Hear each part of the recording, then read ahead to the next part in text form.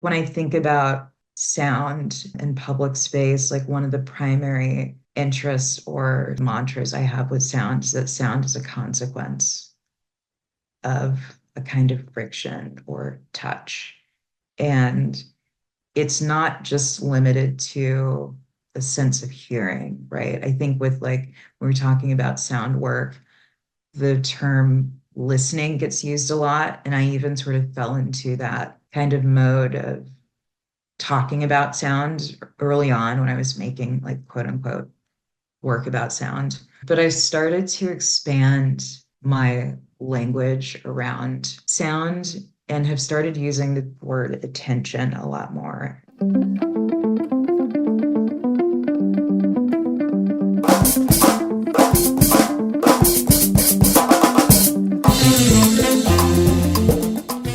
Hello, and welcome to New Editions, a podcast from the Studio Museum in Harlem. I'm Habiba Hobson, Senior Curatorial Assistant here at the museum and your host. In this series, we bring you conversations with artists whose work have recently joined our permanent collection. The Studio Museum in Harlem was founded in 1968 during an era of political and social turmoil. A group of diverse artists, community activists, and philanthropists came together to create a space in Harlem for artists of African descent, many of whom were not given attention within museums, commercial art galleries, and the larger art historical narrative. Initially, the museum did not collect works of art. Instead, it focused on providing studio space and educational programs for artists and the Harlem community. However, the founders soon realized the need for a collection that celebrated and drew attention to the contributions of artists of African descent. This historic decision has allowed us to build and care for works that tell the profound stories of our time. In this episode of New Editions, I'm so pleased to be speaking with Nikita Gale. Based in Los Angeles, Nikita experienced somewhat of a circuitous journey towards their artistic practice. After studying anthropology and archaeology at Yale, Nikita worked in advertising for several years before pursuing an art career and enrolling in UCLA's MFA program. Since graduate school, Nikita has been the focus of several solo and group shows cited internationally. Most recently, Nikita's work was included in the 2024 Whitney Biennial. Nikita's practice brings together sculpture, installation, text, performance, and sound as the artist explores the politics of sound and attention, their societal systems and structures.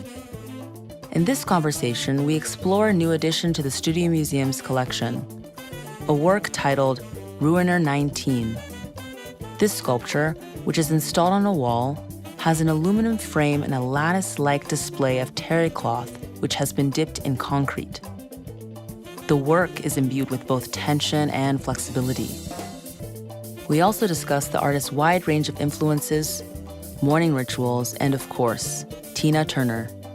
If you'd like to see RUINER XIX now, please press pause and look up this work on studiomuseum.org. Just search for Nikita. That's Nikita.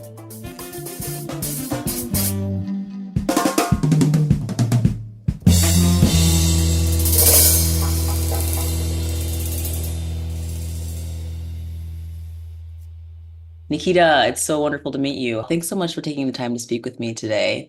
And I'd love to begin this conversation by first discussing your background in visual arts. So you studied anthropology with an emphasis in archaeological studies as an undergrad, and then received your MFA in new genres.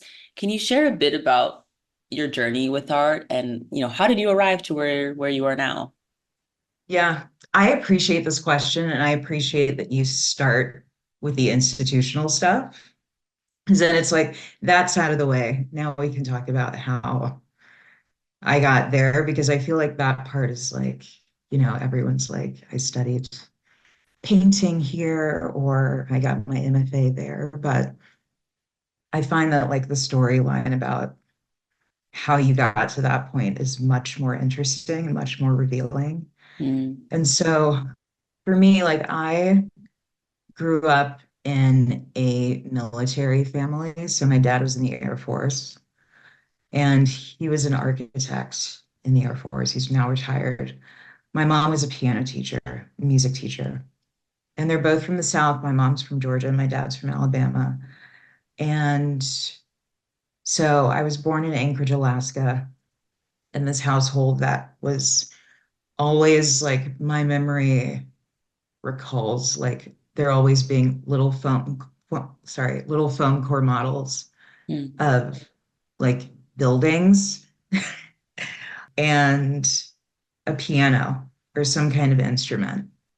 And then like my dad's stereo system and lots of records and that kind of thing. And so that was that was early childhood for me. In terms of, I always like reflecting on this idea of like the first time I encountered art or like an artist. And sometimes the answer shifts, but this morning, as I'm talking about this, I'm just talking about family. I'm thinking about my uncle, uh, my mother's brother, who lives in central Georgia. And he was kind of the first artist that I ever met, I think. And he's still alive. He is what we now consider like moderately intellectually disabled.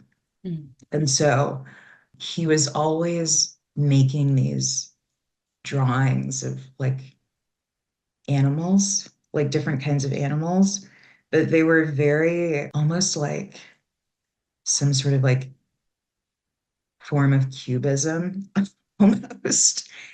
And he would make these drawings on cardboard and then cut them out. And they'd always be like different shapes. So they were drawings, but you could also play with them. And he used to make these drawings and like give them to me and my cousins. And yeah, I just have this very clear memory of that being like an early encounter with an artist, but Mm. not even registering as that, right? Yeah. It's just sort of like a means of communicating or engaging or playing. Mm. And so there's this sort of intergenerational element Mm. of art, like early on for me as well. But then, my family moved to Atlanta right before I turned 9. Mm. And then I remember like going to the High Museum and seeing art. I'm sure we went to the Anchorage Museum too. I just don't have any memories of it. Mm.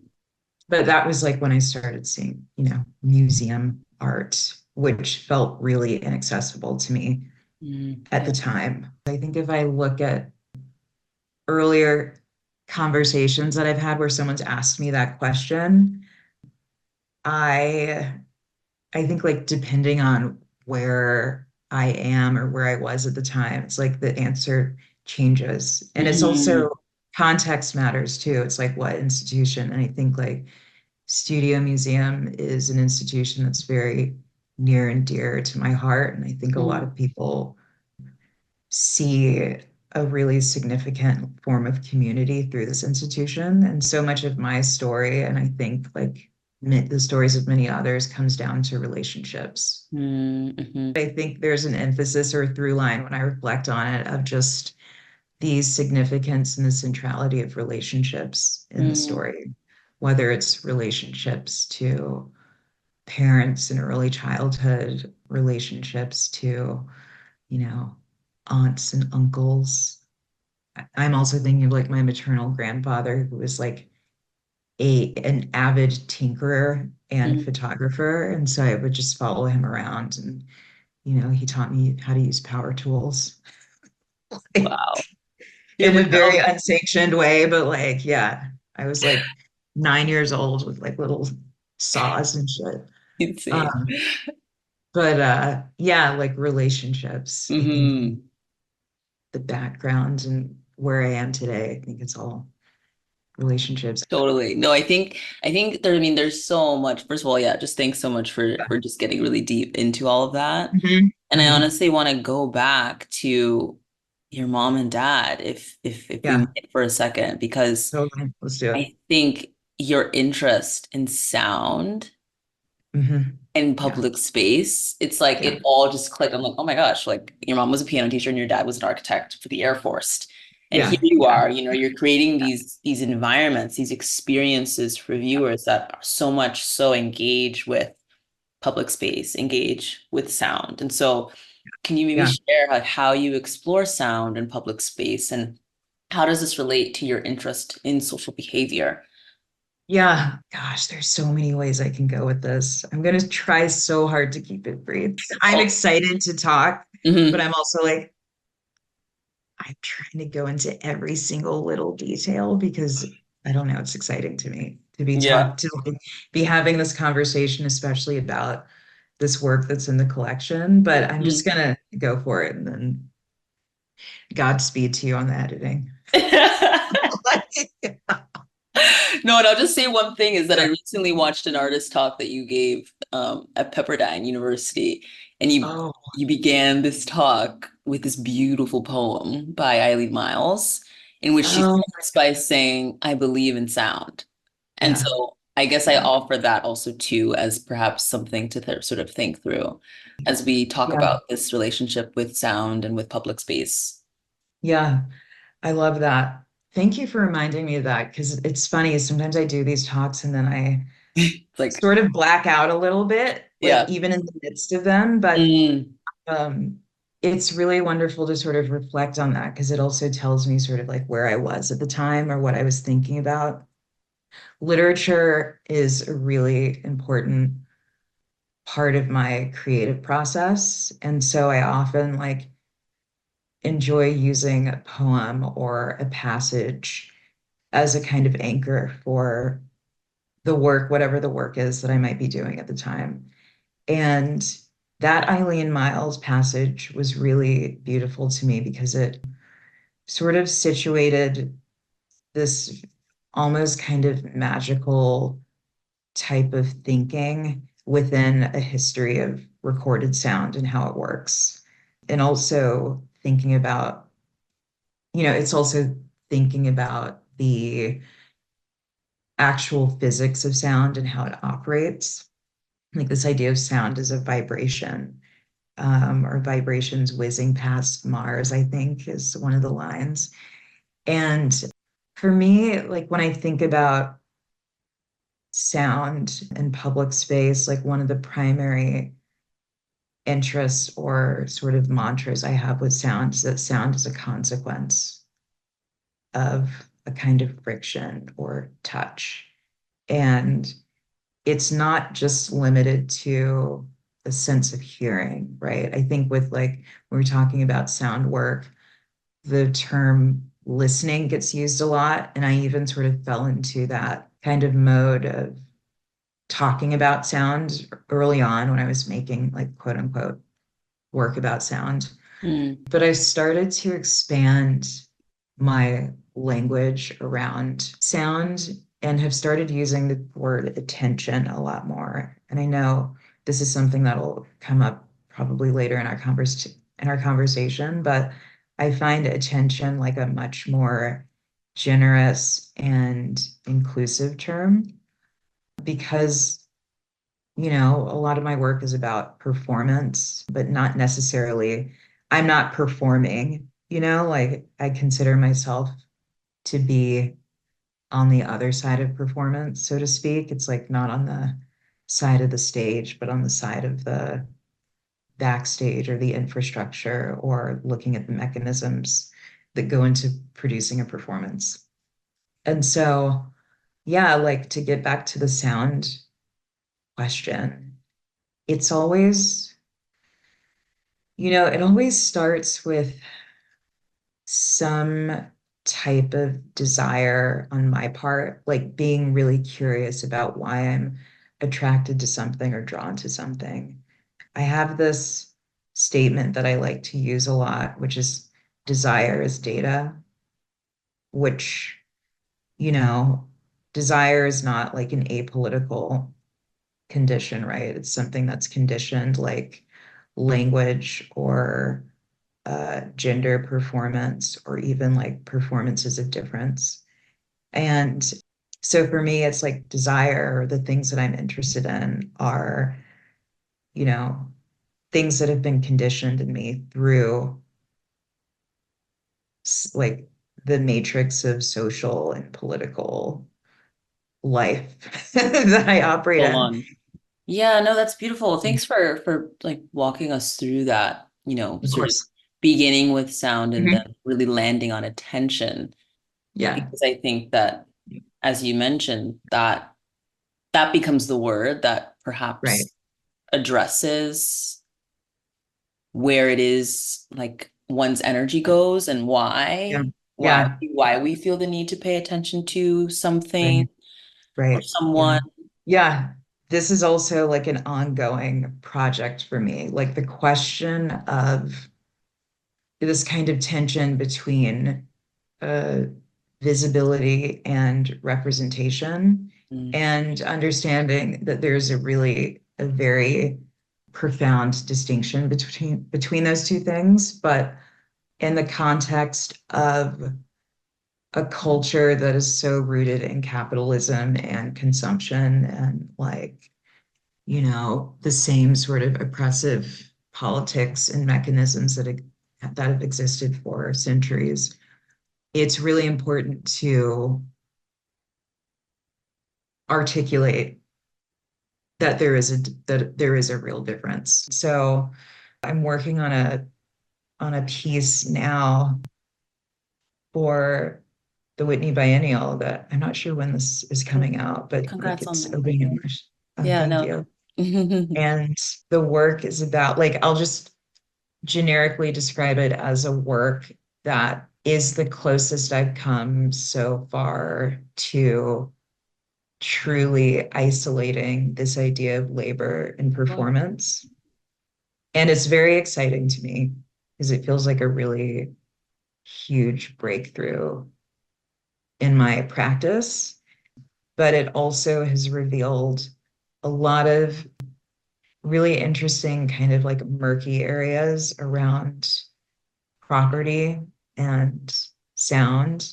Mm, Like I learned like there's a really interesting sort of copyright issue around like licensing musical works or sound works, mm, where the courts at some point decided that a performance of a musical work was solely defined by whether or not it could be heard, which to link.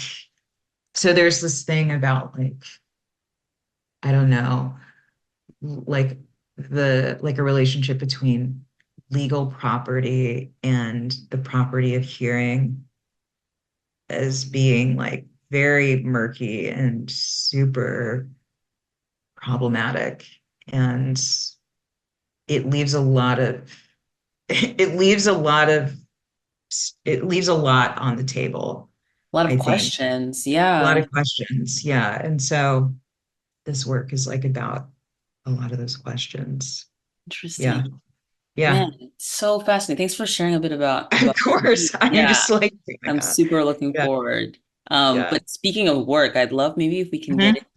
into speaking about the work that's in our collection, Ruiner. Would love to hear about, sort of what led you to create this work and then also choice of materials as well. Oh yeah. My You know, favorite. given that, yeah, this is concrete, terry cloth, and aluminum. Yeah. And so, gosh, where should I start? So around 2016, this is, election year in the US. Uh, this was shortly after the 2016 election when Trump was elected president of the United States by a landslide. I I had this real sense of like total alienation and a real sense of like not being surprised. And I would say that I was not alone in that feeling, particularly as like a Black queer American person. It's like this is just a continuation of something that has been going on for a while. But there was this kind of like uproar of protests, right? And so it felt like there were a lot of, I might regret saying this in a recording, but like, I feel like a lot, like the vast majority of people who I saw taking up space in the streets and protesting at that moment were, a generous way of saying this would be, were liberal, mostly white, kind of middle, upper class folks who have benefited from various like forms of white supremacy, but the types that are very sort of insidious and not overtly perceived as like racist. And what that looks like to me was a real like identity crisis in action, like just a full-blown identity crisis. And I was feeling this real tension around like wanting to do something, wanting to take some kind of action, but protest or like actually taking up space in the street was feeling not necessarily archaic, but there was a level of it that felt performative. And it made me feel very cynical and despondent because I didn't want that to be the feeling I was having. I didn't want that to be the attitude that I had. And so I was having a real tension around just like feeling such extreme cynicism about the whole thing and maybe being a little surprised by how quickly it happened, the election, and then the like hellish 4 years that followed it. I mean, the hellish like up until now, this day of this recording that followed it really. And so I started I just started reading a lot about like the history of protests. And I feel that like the history of protest is intrinsically linked to a history of like civic architecture and infrastructure. And because it's like, you know, when I ask myself, like, what is the thing about protesting in the street, like being in the street? And there's a kind of contract that ends up being broken when someone steps into the street and it's not in like a sanctioned area, right? So there's like, you know, in a developed area, you have a sidewalk, you have a curb, which I think of as this kind of limit, right? And then you have the street where cars belong, and then maybe you have crosswalks. And so I just started really like when I feel like there's so many concepts and it's overwhelming, I find that like almost like a grounding practice materially for me is to just look at what these things are made out of. When I'm talking about state power and like infrastructure, what is a material that I sort of immediately link with those things? And it's concrete, you know, it's invented in ancient Rome and it's still in use today to build most structures, to bind things together, to pave and like dominate parts of the landscape. And so concrete for me became this shorthand for that relationship to power and authority. The terry cloth became this material for me, like when I was thinking about sound, it's like this material that's very cheap, it has a relationship to the body. You know, we use it to like absorb sweat or like water or blood or what have you. And it's soft and it's gentle to the like human form. But it has this interesting relationship to sound, which is a lot of times if you go to like a makeshift studio or someone who doesn't necessarily have the means to have like fancy acoustic foam, you can you can like pad walls or windows or doors with it to block or absorb sound. So you'll often see like, you know, if you live like on a noisy road or like in a noisy area, like putting up terry cloth, these terry cloth panels can help deaden the sound. So it just, you're sort of protected a bit from the like external noise and from errant vibrations in the space. So I started thinking about terry cloth as this sort of material that represented a really kind of DIY way of dealing with like external forces or noise without necessarily like having the means to do it in like a more sanctioned way. Mm-hmm. So terry cloth became this sort of like rogue um, material.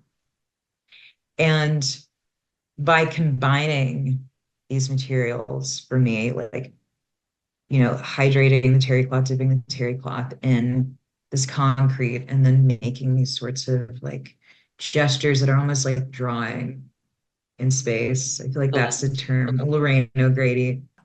It became this really sort of performative, like meditative process for me to think about this tension that I was encountering at the time. But, I'm drawing with this material within this armature of aluminum. So there are these frames that are designed that the terry cloth sort of hangs off of. Mm-hmm. And the series is called Ruiners because I was just thinking about, these sorts of like fugitive or errant gestures that don't necessarily get recorded, like, using terry cloth to dampen sounds, that I wanted to create some sort of almost like a map or a legend or some sort of artifact of that kind of gesture or that kind of like activity or mode of being that is so common and I think familiar to occupying a certain position socially. And so for me, like when I was thinking about these works, it was like, is there, a way of creating this sort of map or a document of this process of like moving through spaces that get increasingly tighter and like more restrictive while also retaining that kind of quality of still not being totally legible or Mm-hmm. like the legibility or like the sense of familiarity is like embodied as opposed to something that's meant to be read. Mm-hmm. And so, yeah, because with these works, like the way that I make them is I start in one orientation and then I sort of, you know, draw and sort of weave things around the initial armature that cures and then it's rotated 90 degrees. And then, the frame has essentially expanded and gotten more it's sort of gotten tighter. So the moves that I have to think about making on the next pass become more restricted, and I have to sort of think a bit more. So there's also something kind of game-like about it. Like it's very improvisational, and it feels really performative to me in the studio to sort of be like, it's like an ongoing recording because I have another series that's also called Recordings, which it's sort of like this document of this performative process that happens for me in the studio when I make these. Uh, and it's so nice. It's really nice kind of like looking at this one and just seeing these little gestures. It's almost like a document of my mind working in a way, or like my mind sort of like working through this sort of restrictive grid that I've presented for myself. Mm-hmm. Because the armatures are, they're reminiscent of the kind of like banisters you might encounter in a like a public building or barricades, which we see at most protests now because they've been sanctioned. Mm-hmm. And so yeah, there's like because I've just been thinking about these works for so long and making them for a while that, I could talk about just this thing for a couple hours. So cool. There's so much that you said in that I just Mhm. want to go back to I love that you brought in this idea of drawing in space or integrating into the room because I Mhm. think that's Yeah, something that when I immediately saw this work that I thought of, it's just yeah, it's so incredibly gestural. And, yeah. I think this idea also too, like here again, we're thinking around, or I'm thinking around your interest in attention, Mhm. sonic resonance, Yeah, public yeah. space, because I think even too, like aluminum is used as a barricade, like in festivals and concerts, Right. Yeah, right. Yeah. and this sort of like tightening and loosening that we're seeing and that we're sensing, it also invokes a very Mhm. visceral, Yeah, at least for me, it invokes something very yeah, visceral within me, there's like this yeah. kind of loosening and tightening and discomfort Right. and expansion. Because you're like, it's like, yeah, the expansion, also like a sense of suspension as Mm. well, where it's just like things are moving in every direction. It's like anti-gravity And in a way. you Yeah, totally. yeah, Totally. And you've yeah. taken this concept, these conceptual ideas, and then also this Mhm. visual language, and you've created, more works based off of this. I invite Right. listeners to Yeah. look up the other pieces that are a part of this Ruiner series. And so I would love to hear sort of your thinking around, taking it along to other works and Yeah. also too about like the numbering, if the numbering is purely just like almost like a record, like an art Yeah. practice, or if there's something else embedded in that, especially the use of Roman numerals, because I think when I saw it I was like Ruiner XIX. you Yes, know? right. Yeah. Yeah. And Yeah. so it's just like it took me back to elementary school and like learning about Roman Oh numerals. my Like, God, what is, right. like don't say Right. XX. Yeah, I feel like I have this funny idea in my head that I have like a set number of these that I'm gonna Mm, make, and then I'll just like go on to something else. But I have such a good time making these. Like oh, I can't emphasize that enough. I feel like like when people ask me about it, of course I get into all the conceptual, details, but I also just it feels so good to mm, make these. It's like my brain gets to work in a way that is so like embodied, where it's like kind of like I'm working out in the studio. They're very sort of mm, physically intense to make. And like it takes, it happens over the course of like several days or sometimes weeks, depending on the scale. But, my assistant, and I are usually like in the studio, kind of like sometimes we'll listen to music or we'll just be talking and just kind mm, of like, we have our system, but it's kind of like this rote, like there's some levels of it that are rote, but then there's other levels where it's like my brain is in this mode of improvisation that feels really expansive. And so I get a lot of pleasure out of making these. I really get a lot of pleasure out of making these. But in terms of the numbering system, mhm. I have this thing with, I guess I can talk about this a little bit. I have this thing with just using all caps and Yes. And that's on your like Instagram. achieving like just a visual balance with titles. And there is something just aesthetically about the Roman numeral Mm, system that visually feels really balanced to me. mm, It's like clean lines. There's no like curves with the numbers. yeah. And it's really as simple as that. It's like really an aesthetic decision to That's just cool. always have the text, just everything on one line, just filling the line. So it's an ongoing series, is what I think. It's an ongoing series. Yeah, it's an ongoing series. I feel like I just get so much joy out of making these.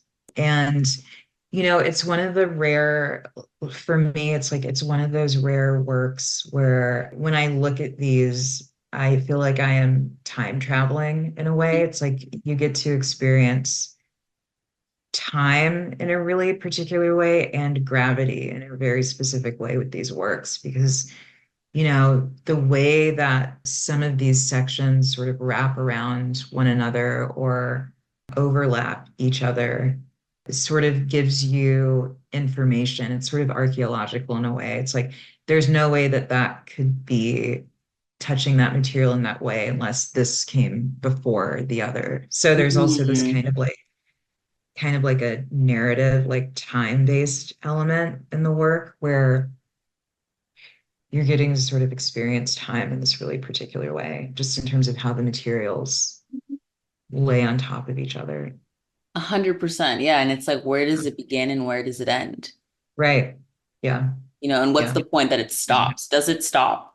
Right. Does it stop? It's like sometimes it's just a matter of stepping back and saying, yeah, this one's ready. Mm. Man, Or when thanks. I'm just like exhausted. Yeah, I'm done. Yeah. Right. I'm hungry. Um, Yeah. Yeah, exactly.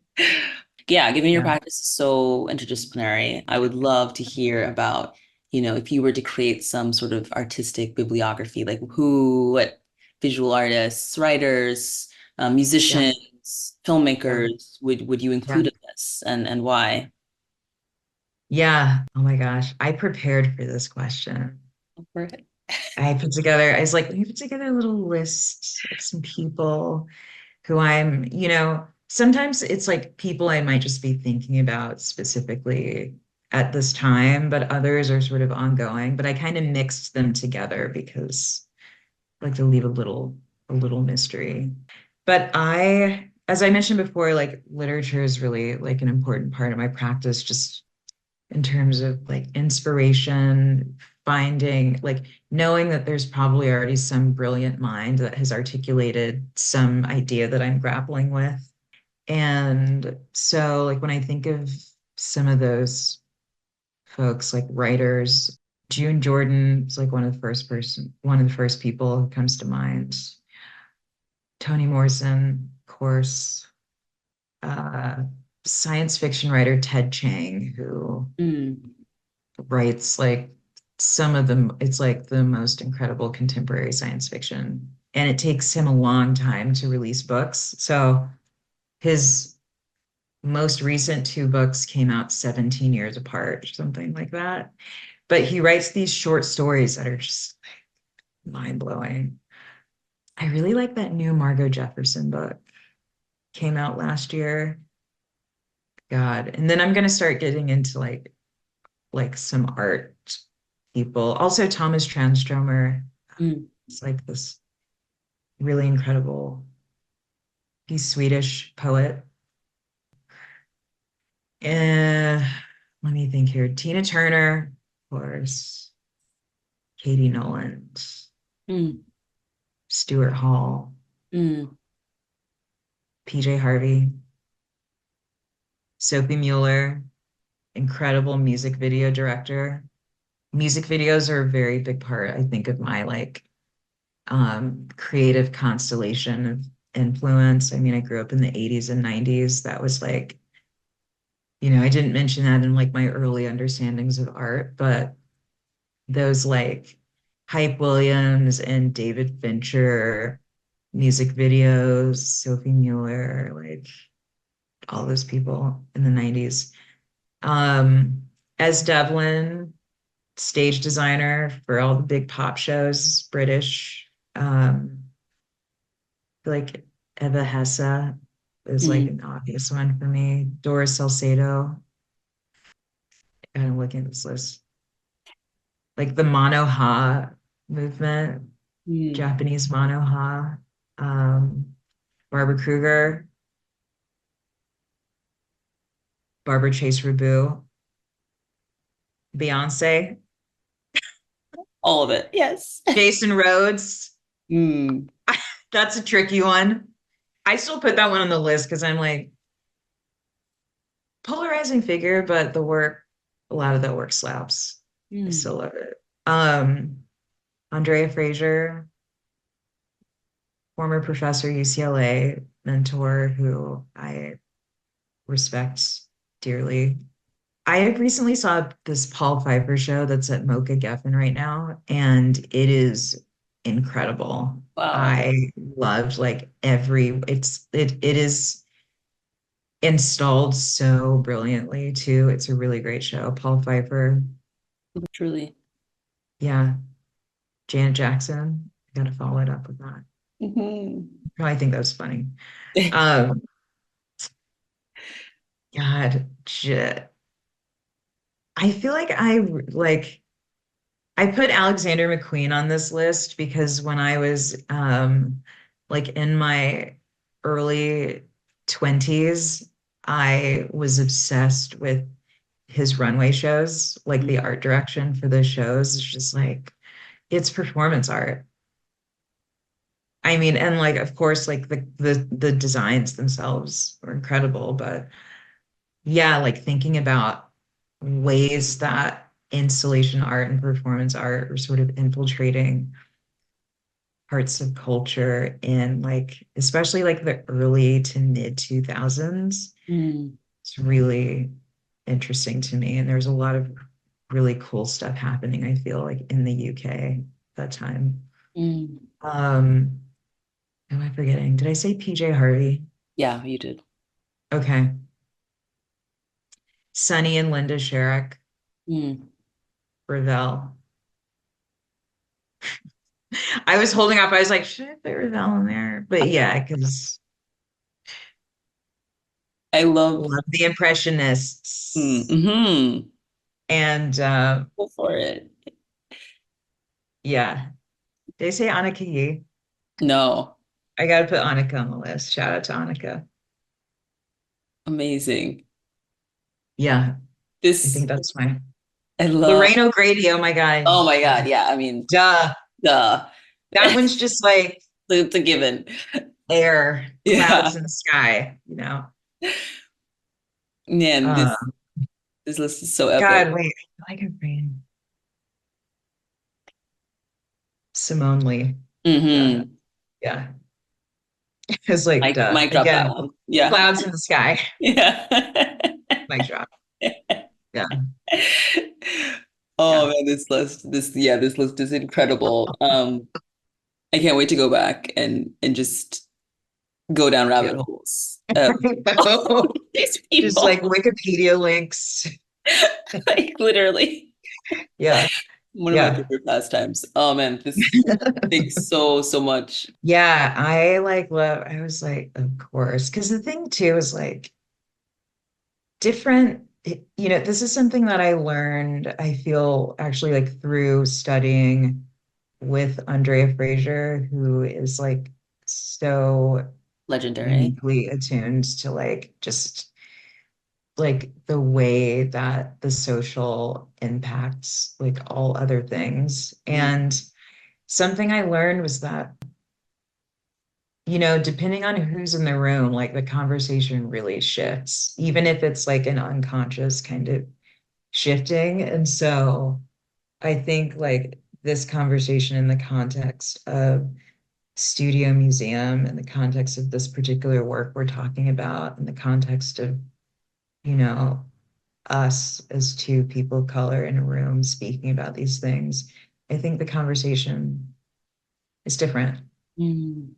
Yeah, Like, yeah, yeah, yeah, 100. Well, that is sort of the end of our my questions that um, okay, are unique okay, to you and unique to this interview. And we'll just end yeah, with these last three questions and then a prompt for you to okay, ask the next artist. So okay. this first question, a part of the final questions, is walk me through your version of a morning. How do you start your day?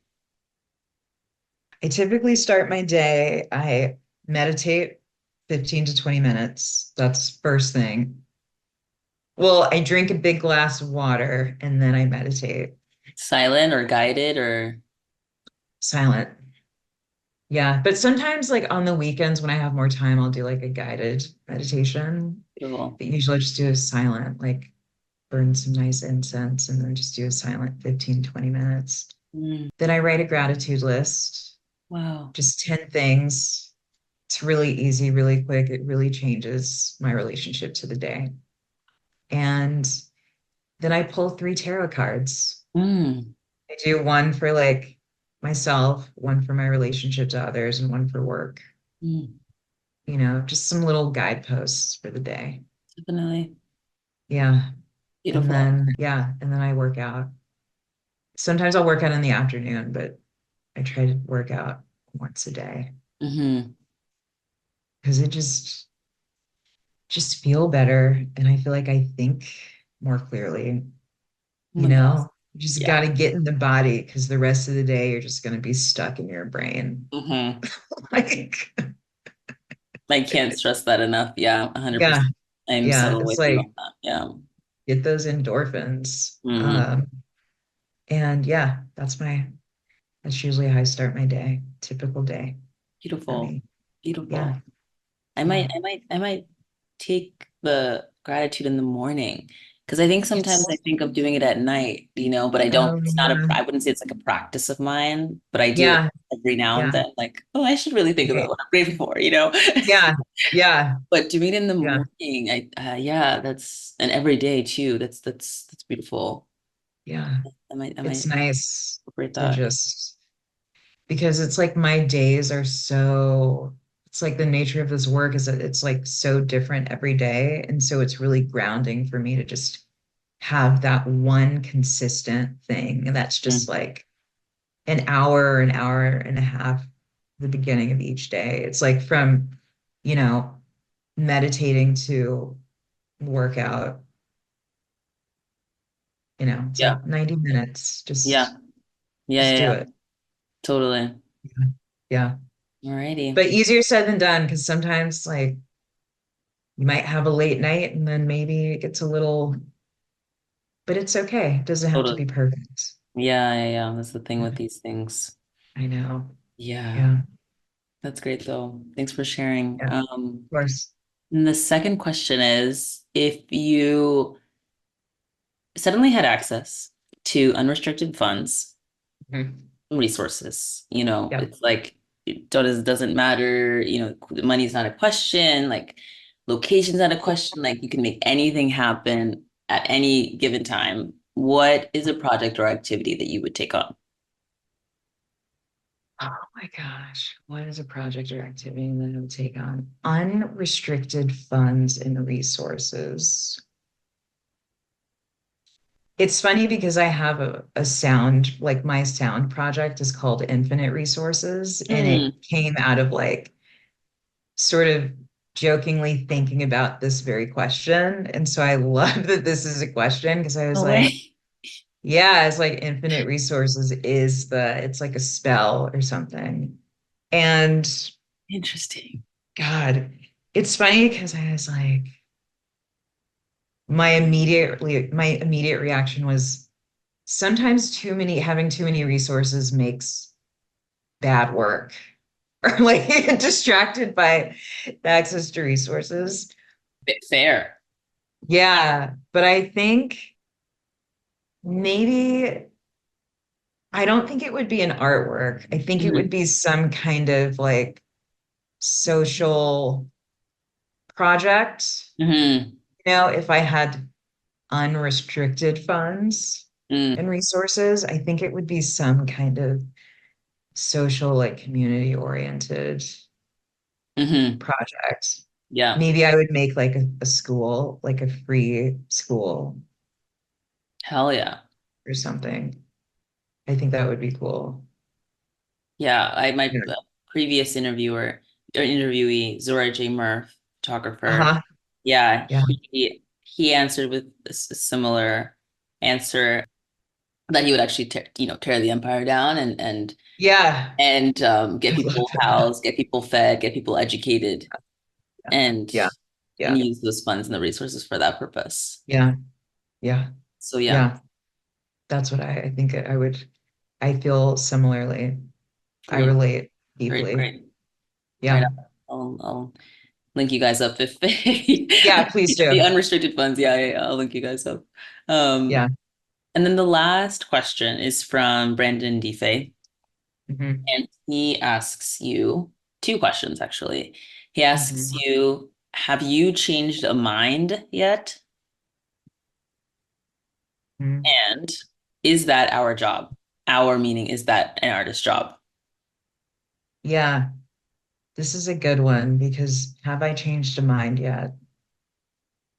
I don't know if I've changed a mind, but I do feel like I have, like, I appreciate the idea of gently redirecting or influencing Mm, mind. And I really, it's like such a, excuse me, it's such a gift. And like, I find that it, like, as I do more work, I encounter this more and more of like running into people or meeting people who remember an experience they had with my work, or like at the end of other seasons, like these women came up to me and they were like in tears, and I was like, oh my mm, God, like that happens more frequently than I would expect, but it's really moving when it happens because it's like there's something that is resonating with people about the work, and that's like the most meaningful, I think, aspect of it in many ways, is just like knowing that someone's being touched on such a like core, like emotional level mm, by the work. mhm. But also like the is that our job? I don't know if that's the primary job, but I do think it's one of several consequences of putting work out in the world. For sure. Yeah, Such a great answer. because Yeah. yeah, yeah.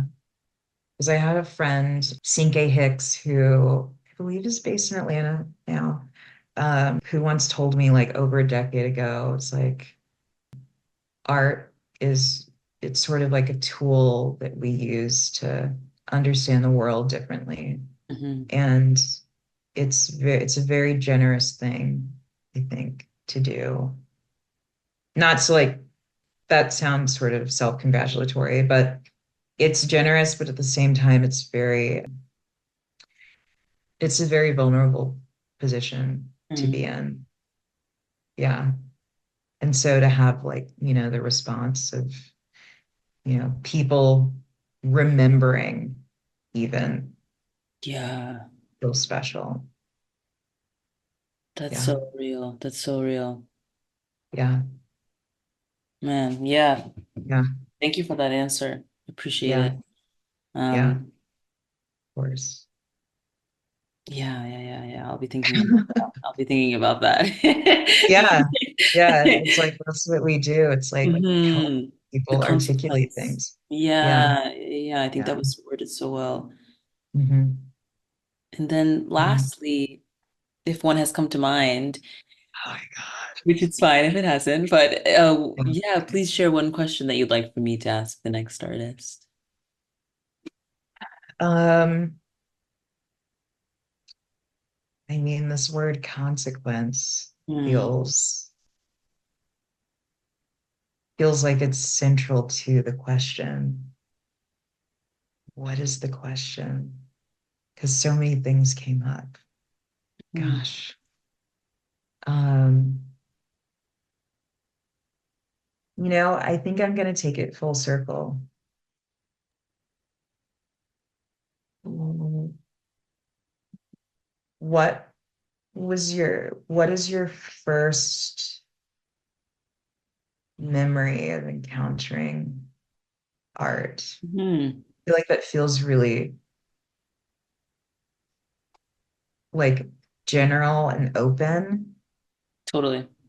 but like first memory, because I was thinking like when I was talking about my background, like I could have said, oh, like when I went to the Studio Museum and so on, or Yeah. when I went to the High Museum, but it was actually like hanging out with my uncle in Gray, Georgia, being like 6 or 7 years old.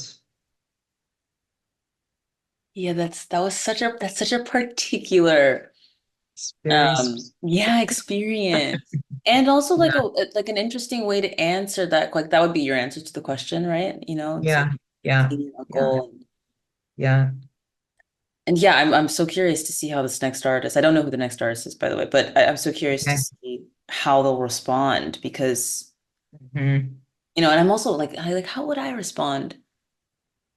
Yeah. Because I think like putting an emphasis on like really thinking, Yeah. like really taking a minute. Uh, yeah, I have to say probably my mom. Like, Mm. she's a hybrid performance artist, and I want to say maybe like in sometime in preschool, I feel like she maybe, oh no, in kindergarten. Wow. She came to our class and did like a show and tell kind of performance thing. That's cool. And I remember always feeling like a little bit like embarrassed, like my mom's an artist. My mom is like a, Oh my God. That's and I so also like cool. because like my mom, she's from Southern Africa, and so I'm like Okay. African and on my mom's Yeah. side, and then like African American on my dad's side. And now I get Cool. teased about being African. Um, What? Oh man. Oh my and God.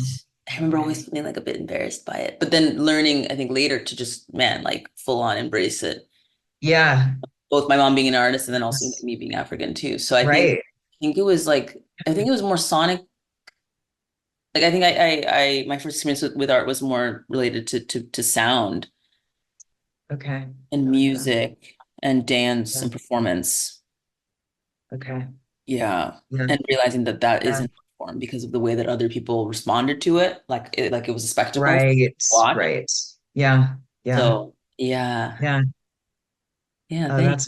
that's a good answer. I like that. Yeah, thanks for Well, the that's promising. So hopefully your next your next guest will take the prompt. reflect as deeply. Take the prompt. Yeah. Mhm. Well, thank That's you good. so much, Nikita.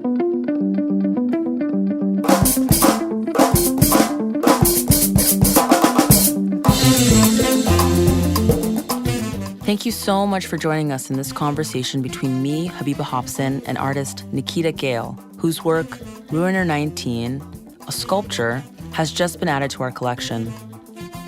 The Studio Museum in Harlem is the nexus for artists of African descent locally, nationally, and internationally, and for work that has been inspired and influenced by Black culture. It is a site for the dynamic exchange of ideas about art and society. We invite you to get to know our collection and follow along on our journey to building our new museum in Harlem. For more information on Nikita and all the artists in this series, you can visit studiomuseum.org. You can access these links and more in the show notes. My name is Habiba Hobson, Senior Curatorial Assistant here at the museum and your host. New Editions is produced by Sound Made Public with Tanya Katengian, Philip Wood, Alessandro Santoro, and Jeremiah Moore. This podcast would not have been possible without members of the Studio Museum's curatorial and communications departments, especially curator Connie H. Choi, Associate Director of Digital Marketing and Communications Shauna Kudowitz, Managing Editor Meg Whiteford, and Director of Marketing and Communications Isida Jansene. Special thanks to Senior Director of Learning and Engagement Shanta Lawson and Director of Education Chloe Hayward. Much gratitude to Studio Museum donors and patrons, particularly those who purchased or gifted works for the Studio Museum's collection that are featured in this series. Our theme music was created by Mandingo Ambassadors. The cover image was created by Studio Museum's senior graphic designer Megan Tatum. To learn more about this series, please visit studiomuseum.org/magazine. And please share this conversation, write a review, follow us on Instagram. Thank you so much for listening. Take care.